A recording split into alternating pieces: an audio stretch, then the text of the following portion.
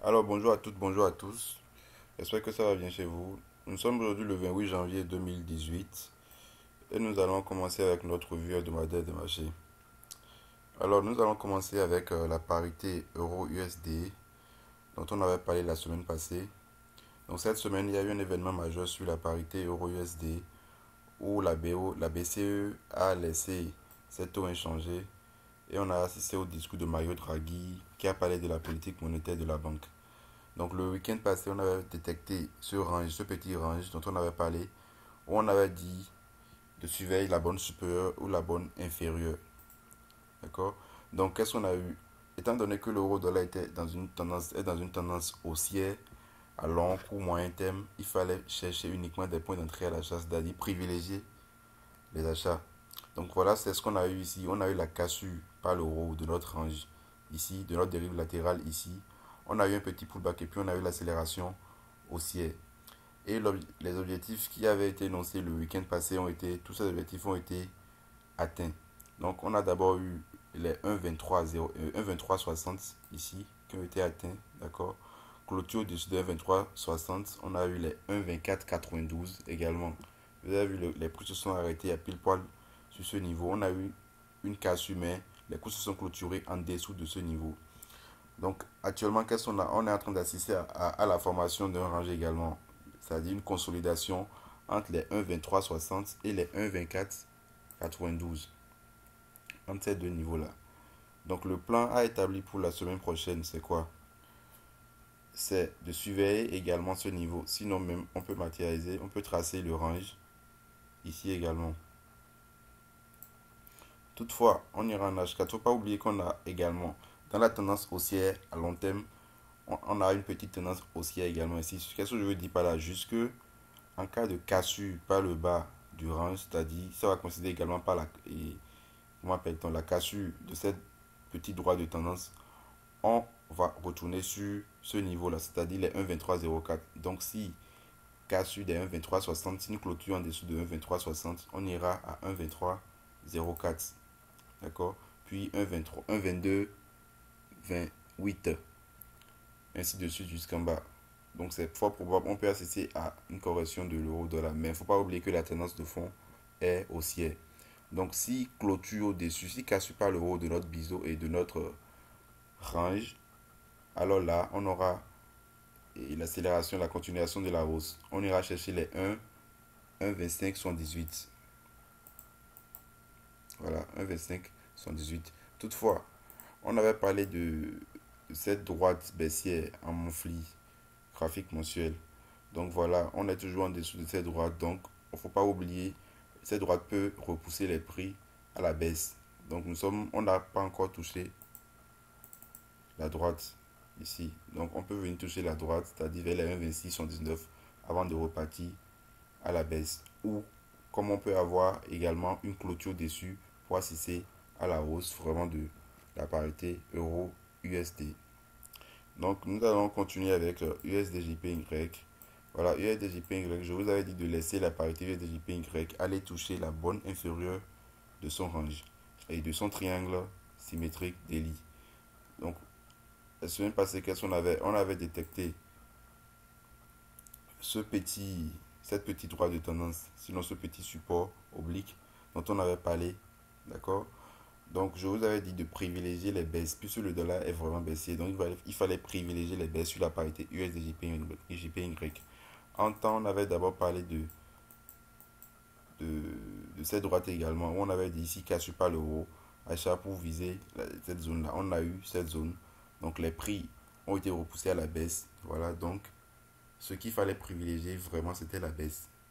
Puisqu'on est en consolidation et on devait aller toucher la borne inférieure de notre triangle symétrique ici. Donc on a eu la cassure par le bas de cette petite droite de tendance, d'accord, de cette petite droite de consolidation. La cassure par le bas, on est allé toucher la borne inférieure. On a même cassé, on a eu la clôture sous et puis on est en train d'atteindre les niveaux qu'on avait tracés sur USD, JPY. Toutefois, on remarque ici qu'on a également un range, un petit range dans notre triangle le range est délimité par ces différentes zones. Voilà. Donc ce sont des zones. Ici, zone de support. Ici, zone de résistance. Donc ici, on est actuellement dans la zone de support. Donc ce qui fait que en daily, on ne peut pas chercher un point d'entrée.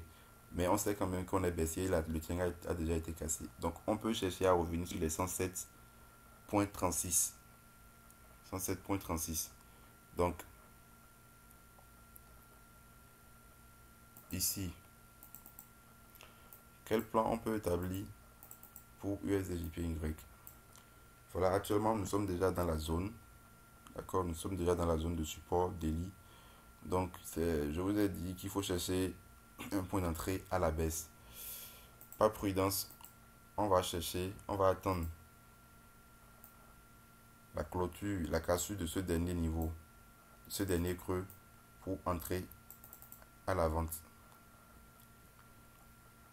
Donc la cassure de 108,27. Donc ces cassures de 108,27, on peut entrer à la vente pour aller chercher les 107,36. D'accord. En tout cas, on sait quand même que notre triangle a déjà été cassé. Donc, il faut casser les 107,36. D'accord, vous voyez. Parce que c'était un support, une résistance ici qui est devenue maintenant support ici. Donc, il faut casser les 107,36 pour chercher d'autres objectifs baissiers.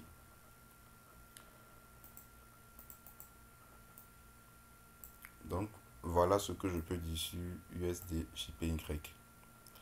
Nous allons continuer avec la parité GBP/USD. GBP/USD, donc, dans le week-end passé, j'avais parlé de cette droite qui a été cassée. D'accord. Cassure de la droite, clôture au-dessus, retour des prix, c'est-à-dire le pullback, puis accélération haussière. Et on est en train d'atteindre l'objectif étape par étape. Puisque j'avais parlé d'un swing qu'on pouvait prendre en weekly ici. Et on voit que le prix est vraiment en train d'accélérer à la hausse. Les objectifs ont été atteints: 1,3847, 1,40, 66, 1,43, 12. Donc on a pris des centaines de pips sur GBP USD. Maintenant, quel plan on peut établir sur cette parité ici? Voilà. Je vais aller en H4. Donc nous sommes presque dans la même situation que Euro USD. Voilà. Donc nous avons également une petite tendance haussière ici qui est en train de... Et là, actuellement, on est en train de consolider. D'accord. On est en train d'assister à une petite consolidation des prix.